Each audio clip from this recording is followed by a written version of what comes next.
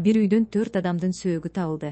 Алматы облусунун Райымбек районундагы Сарыбастау айылында бир үй бүлөнүн 4 мүчөсү каза болду. Алардын арасында 5 жаштагы наристе да бар. Бул тууралуу кабарлады. Алдын ала тактала элек маалыматтарга караганда, үй бүлө мүчөлөрү иске ууланып каза болушу мүмкүн. Каргашалуу окуянын натыйжасында 1955 жана 1974 жылы туулган 2 эркек киши, 1984 жылы туулган 1 аял жана 5 жаштагы ымыркай каза болгон. Маркумдардын сөөгү соттук медициналык экспертизага жөнөтүлдү. Укук коргоо органдары окуянын бардык жагдайларын иликтеп жатышканы кабарланды. Үй бүлө айылдан алыс жайгашкан кыштоодо жашап келген. Туугандары 2 күн бою алар менен байланыша албай, андан кийин үйүнө барып, 4 адамдын сөөгүн табышкан. Ошондон кийин полицияга кабар берилген. Америкада Кыргызстандын жараны 4 кишинин өлүмүнө айыпталууда. Тышкы иштер министрлиги АКШнын Индиана штатында кыргызстандык жарандын катыштыгы бар жол кырсыгы тууралуу маалымат таратты. Кырсык 3 февралда болгон.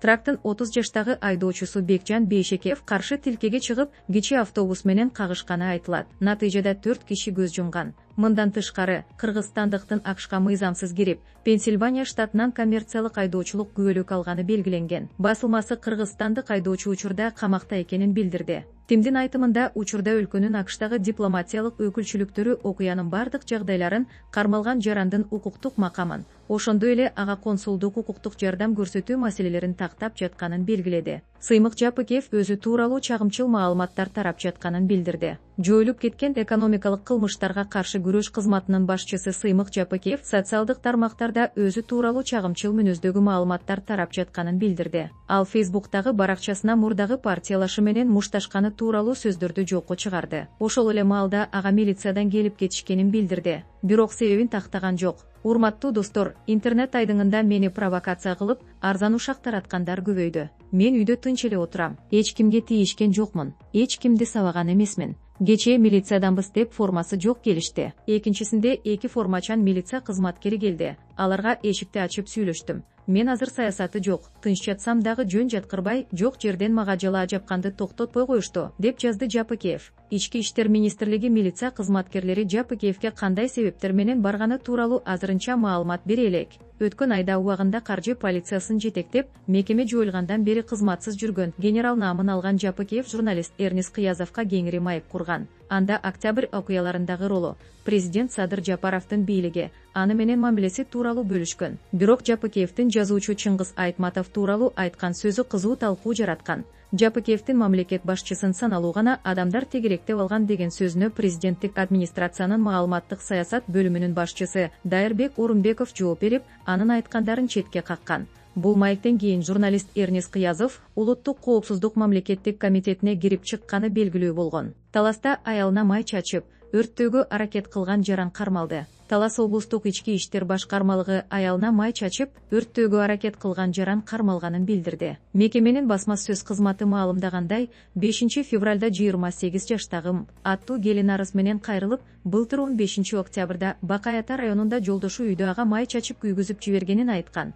Бул окуя боюнча ошол эле күнү райондук милицияга бир үйдөн өрт чыкканы тууралуу маалымат түшүп, каттоого алынган. Алгачкы текшерүүнүн жүрүшүндө күбөлөр суракка алынып, алар меште от күйбөй калгандыктан бензин чачылган учурда жалын тутанып, жубайлар күйүп калганын билдиришкен. Ошол учурда жанады жандандыруу бөлүмүнө жеткирилип, абалы оор болгондуктан суракка алууга мүмкүн болгон эмес. Андан кийин жабырлануучу үй бүлөлүк зомбулук фактысы тууралуу жакындарына жана укук коргоо органдарына билдирбей келген. Окуя боюнча жубайларга карата соттук медициналык экспертиза дайындалды, деп жазылган маалыматта. 5 февралда кайрадан арыз менен кайрылып, жолдошу зомбулук көрсөткөнүн жана ага атайын май чачып, өрттөп жибергенин айткан. Бул факты боюнча кылмыш жаза кодексинин 130 беренесинин ден соолукка оор залал келтирүү 2 бөлүгүнүн 1 пункту менен кылмыш иши козголуп, чектөөдө убактылуу кармоочу жайга киргизилди. Кыргызстанда 2025 жылдын 11 айында январь айынан ноябрга чейин ички иштер органдарынын маалыматтарды каттуу электрондук журналына 19995 үй бүлөлүк зомбулук фактысы катталган.